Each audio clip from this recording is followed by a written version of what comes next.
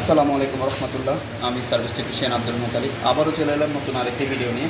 আমরা কিছুক্ষণ আগে এই গাড়িটা রিসিভ করি। তো এই গাড়িটা কাস্টমার কমপ্লেন, ওনার গাড়িটা গত 2 সপ্তাহ যাবত গাড়িটা মাঝে মধ্যে এসিটা ঠান্ডা ছেড়ে দেয়, মাঝে মধ্যে ঠান্ডা কম হয়। ফাইনালি আজকে গাড়িটা রাস্তায় হঠাৎ করে একেবারে রানিং কন্ডিশন অফ হয়ে গেছে।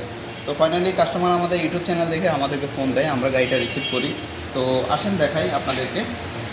এটা হচ্ছে নিসান এক্সটাইলের হাইব্রিড ওয়াটার পাম্প ইলেকট্রিক্যাল। এই গাড়িটা পুরো জ্যাম হয়ে গেছে, এটা স্ট্রাক করেছে। তো আমাদের কাছে স্পেয়ার পার্টস অ্যাভেলেবেল আছে।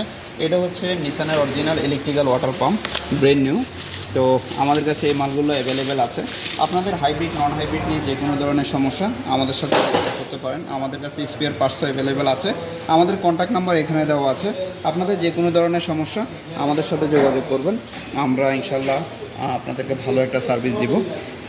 আমাদের হাইব্রিড নন হাইব্রিডের স্পেয়ার পার্টস এবং রিকন্ডিশন অরিজিনাল জাপানি পার্টস